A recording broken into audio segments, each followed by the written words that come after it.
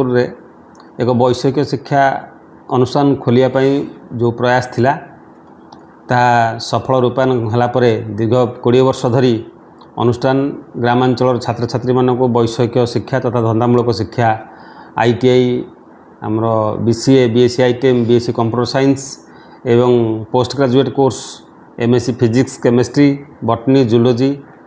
तत्सहित आमर nursing education BSc nursing GNM ANM एवं paramedical science रे DMLT DMRT कोर्स प्रदान करी आसुथिबा समय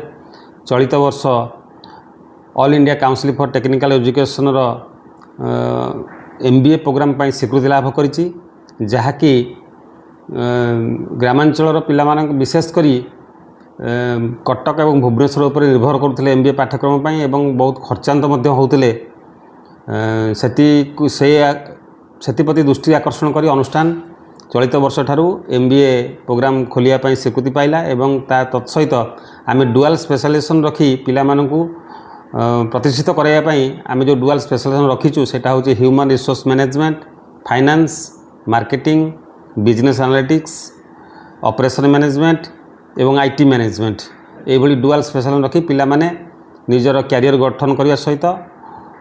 निजर भविष्य को सुंदर रूपे गढ़ी पारे मुझे आशा रखुची एवं अनुष्ठान प्रत्येक वर्ष किछि ना किछि पाहाच अतिक्रम करी ग्रामांचल MBA पाठ प्रदान करिथिबारु मु सर्वप्रथमे AICT रो चेयरमैन को धन्यवाद दौची एवं शुभेच्छा जनाऊँगी तत्सहित ये अंचल बुद्धिजीवी एवं जनसाधारण मानकर डिमांड को आखिरी रखी नवप्रभात ये प्रयास सफल होइछि आशा करुच्ची। साधारण भाव में जो MBA पाठ्यक्रम रोची विभिन्न एंट्रांस एग्जामिनेशन थाए MBA कोर्स करने जमतीक आमर CAT MAT CMAT ATMA OJE JAT ये जो एंट्रांस साधारण ग्रामांचल पिला माने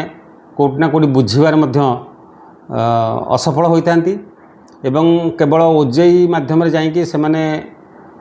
MBA कोर्स करने सुदूर भुवनेश्वर एवं कटक किसी इंस्टीट्यूशन उपरे निर्भरशील अटंती जहाँकि से बहुत मेधावी छात्र छात्री माने वंचित हुए से आर्थिक अभाव दृष्टि बहुत सारा एकेडमिक फी एवं हॉस्टल फी जदियो सरकार एक सुजोग अच्छी जे स्कॉलरशिप थाई मध्य पिला माने निजर मासिक हॉस्टल फी देवाई योग्यता न थाएनी से माने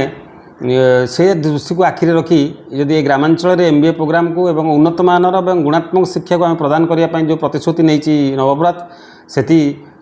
को आखि आगे रखी निश्चित रूप से ग्रामांचल छात्र छात्री माने स्वल्प मूल्य एवं कम अफोर्डेबल फीज रे से माने MBA कोर्स को पढ़ी पारिबे।